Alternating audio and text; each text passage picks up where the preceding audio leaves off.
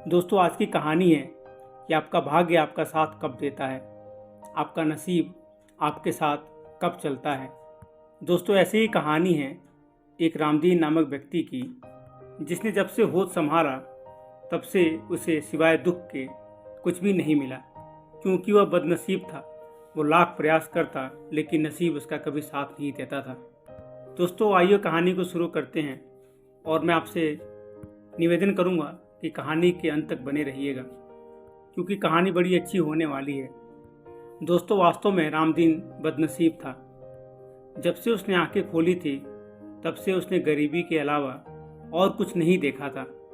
जब उसके छोटे छोटे बच्चे उसके आंख के सामने भूख से बिलखते हुए दिखते तो उसकी आत्मा ऐसे तड़पती जैसे मछली को पानी से बाहर निकाल दिया गया हो।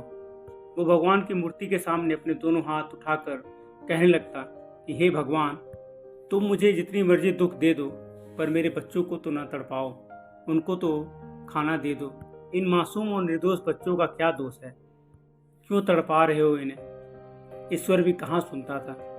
बेचारा रामदीन तड़प तड़प कर रह जाता था।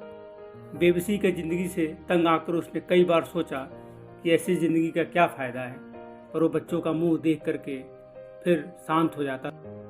एक दिन उसका मित्र शंकर शहर से आया तो उसका शाही ठाट बाट देखकर रामदीन को बड़ा आश्चर्य हुआ। शंकर, जो कुछ साल पहले गांव में फटे पुराने कपड़े पहनकर घुमा करता था, जिसके पास खाने के लिए भी रोटी नहीं थी, आज वही शंकर इतना धनवान बन गया था। शंकर उसके घर के अंदर आया तो बच्चों को रोता देखकर उसने कहा, अरे रामदीन, तेरी जिंदगी नहीं बदली, देख तो सही तूने घर की क्या हालत बना दी है। बच्चे भूख से तड़प रहे हैं। रामदीन ने कहा कि क्या करूं शंकर भाई, मैं अपनी जिंदगी से खुद ही तंग आ गया हूं। यह गरीबी मेरा पीछा ही नहीं छोड़ रही है। शंकर ने कहा, छोड़ेगी, पहले तू ये कुछ थोड़े रुपए रख ले, बच्चों को खाना खिला। फिर रामदीन कहने लगा कि शंकर भाई, मैं ये पैसे तुमको वापस नहीं कर पाऊंगा, इसलिए इन्हें ना दें। शंकर ने कहा, अरे मूर्ख इंसान, तेरे से पैसे कौन वापस मांगेगा? तूने बचपन से मुझे भाई कहा है। तेरी माँ मुझे अपने हाथों से रोटियां खिलाती थी। एक भाई का फर्ज तो बनता है कि अगर भाई के बच्चे भूखे हैं तो उनको कुछ खाने के लिए दे। आज भगवान ने मुझे 4 पैसे दे दिए हैं, तो क्या मैं उनमें से अपने बच्चों को कुछ नहीं दे सकता हूँ? रामदीन ने कहा, भैया ठीक है, आज तो तू दे देगा, कल कौन देगा? शंकर ने कहा, कल भी होगा, परसों भी होगा और नरसों भी होगा, यह सब कुछ हो जाएगा, लेकिन तुम्हें एक काम करना होगा, तुम्हें मेरे साथ शहर चलना होगा। रामदीन ने कहा, मैं तुम्हारे साथ शहर चलूँगा? शंकर ने कहा, हाँ, तुम मेरे साथ शहर चलोगे। रामदीन कहने लगा, लेकिन। शंकर का कहा, ये लेकिन वेकिन छोड़ दो रामदीन, अब तो तुम्हें मेरे साथ शहर चलना ही होगा।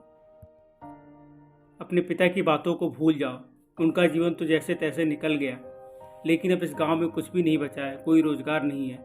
तू यहाँ क्या करेगा? तू मेरे साथ शहर चल, मैं तुम्हारी नौकरी वहाँ लगवा दूंगा। खूब मेहनत करना और पैसे कमाना। शंकर की बात मानकर रामदीन उसके साथ शहर चला आया। शंकर ने शहर में एक दुकानदार के यहाँ उसको रखवा दिया और वो दिन रात मेहनत करने लगा। 1 वर्ष तक रामदीन खूब मन लगाकर काम करता रहा। उसका ही फल था कि उसके पास अब खूब सारा धन इकट्ठा हो गया था। जब 1 वर्ष के बाद रामदीन ने घर जाने की तैयारी कर दी, उसने अपने सारे पैसे एक पोटली में बांधा और सूर्य की पहली किरण के साथ ही शहर से अपने गांव की तरफ निकल पड़ा। शहर से उसके गांव तक का सफ़र काफ़ी बीहड़, डरावना और जटिल था, क्योंकि रास्ते में एक बहुत बड़ा घना जंगल पड़ता था और उस जंगल में बहुत सारे खूंखार जानवर भी थे। जंगल में चलते चलते उसे रात हो गई। उसने सोचा कि रात को मैं यहीं विश्राम करता हूँ, फिर सुबह निकलूँगा।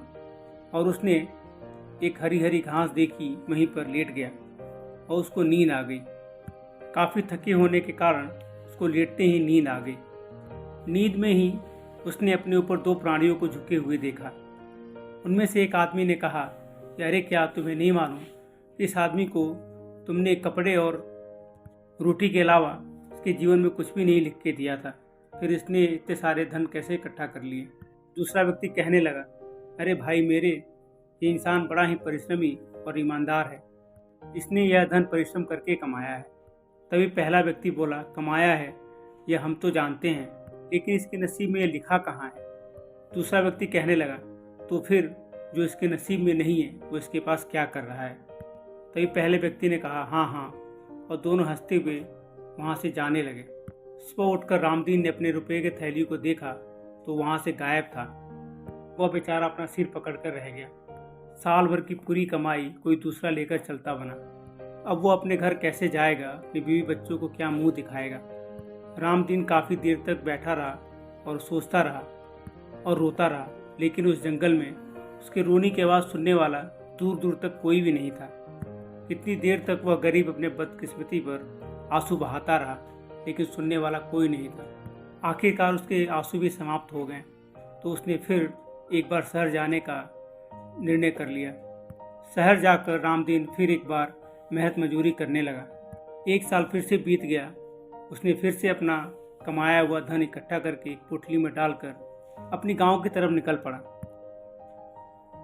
पहले की तरह उसने उस घने जंगल में पेड़ के नीचे विश्राम करने का निर्णय ले लिया और हरी हरी घास पर बड़े आनंद से सो गया। जैसे ही रामदीन सोया तो उसे पहले की तरह दो प्राणी नजर आए जो आपस में बातें कर रहे थे और दोनों ही उसके ऊपर झुके हुए थे। उनमें से एक ने कहा, भैया परिश्रम, एक बार फिर ये इतना धन कमा लाया। कुछ समझ नहीं आता है, जो चीज़ इसके नसीब में नहीं है वो इसे तुम कैसे दे सकते हो। बस बस भाई, जो व्यक्ति इतना परिश्रम करेगा वह धन तो कमाएगा ही। दूसरे व्यक्ति ने कहा, यह बेचारा गरीब दिन रात मेहनत करता रहा, फिर धन क्यों न कमाए। यह बेचारा कोई चोर डाकू तो है नहीं, मजदूरी करके ही ये सारा इतना धन इसने इकट्ठा किया है। तुम तो जानते ही हो मैं हर परिश्रमी आदमी को उसका फल जरूर देता हूँ, और मैं तो नसीब हूँ, भाग्य हूँ। जब तुम अपना काम पूरा कर लेते हो तब मेरा काम शुरू होता है। तुमने इसके मेहनत का फल दे दिया जब इसके नसीब में लिखा ही नहीं है। तो यह कहते हुए उस आदमी ने उसके सिर के नीचे रखी थैली निकाली और दोनों चलते बने। रामदीन एकदम से घबरा कर उठा और जब देखा तो वहाँ से थैली गायब थी। एक बार फिर से उसका सारा परिश्रम किया हुआ धन चोरी हो चुका था। उसका दिल अब डूबने लगा। हे भगवान, ये मेरे साथ क्या अन्याय हो रहा है।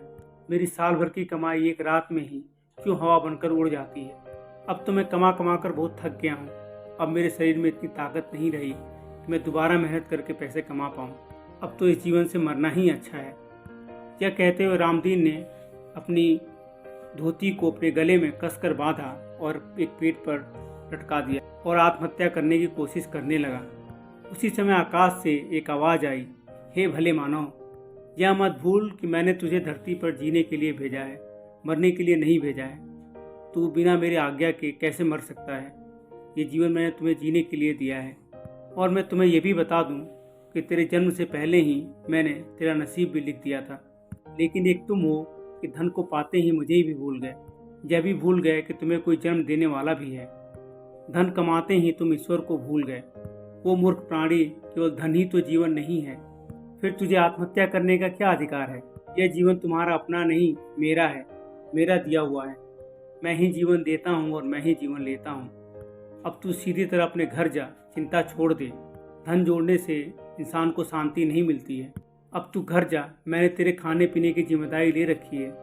फिर तू क्यों चिंता में मरे जा रहा है। जा, घर जा, चिंता छोड़ दे। तू जहाँ भी जाएगा तेरा नसीब तेरे साथ ही जाएगा। रोने धोने और चिंता करने से कुछ भी नहीं होगा। इस आकाशवाणी को सुनकर रामदीन अपने घर की तरफ वापस चल पड़ा। जैसे ही वो घर को पहुंचा, उसकी पत्नी और बच्चे सारे के सारे बड़े खुश नजर आए। सबने नए वस्त्र पहन रखे थे। रामदीन को देखते ही सब खुशी से झूम उठे।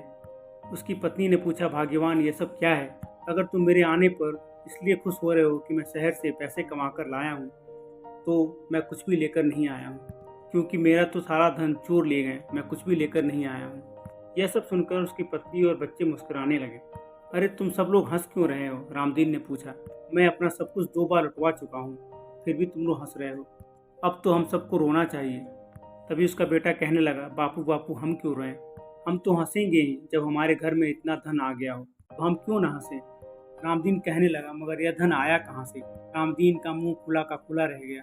बेटा कहने लगा, एक साधु बाबा तो थैलियाँ दे गए थे, रुपयों से भरी थैलियाँ।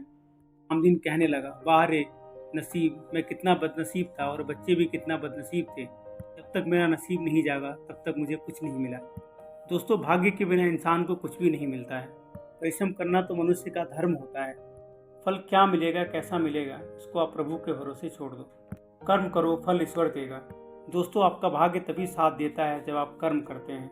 अगर आपका भाग्य आपका साथ नहीं दे रहा है तो समझ लीजिए आपके कर्म में कुछ कमी है, क्योंकि अगर आप कर्म करते हैं तो बार बार भाग्य को आपका साथ देने के लिए विवश होना पड़ता है, तो आपको साथ देता जरूर है। दोस्तों, भाग्य कर्म करने वाले व्यक्ति का ही साथ देता है, क्योंकि कर्महीन व्यक्ति का भाग्य ही नहीं होता है। जैसे एक बड़ी सुंदर चौपाई है रामचरितमानस में कि सकल पदार्थ है जग माही, कर्महीन नर पावत नाही। यह संसार समस्त द्रव्यों से भरा पड़ा है। इस संसार में समस्त प्रकार की सुख सुविधाएं भरी पड़ी हैं, लेकिन जो कर्महीन है वो इन सुख सुविधाओं का लाभ नहीं उठा पाता है। उन्हें ऐसी सुविधाएं प्राप्त ही नहीं होती। लेकिन जो व्यक्ति कर्म करना जानता है उसे सब प्रकार की सुविधाएं मिलती हैं और वह अपने भाग्य को भी चमका देता है। दोस्तों, अगर वीडियो आपको पसंद आया है तो वीडियो को एक लाइक करके चैनल को सब्सक्राइब करना ना भूलिएगा। मिलता हूँ अगले वीडियो में, तब तक के लिए राधे राधे।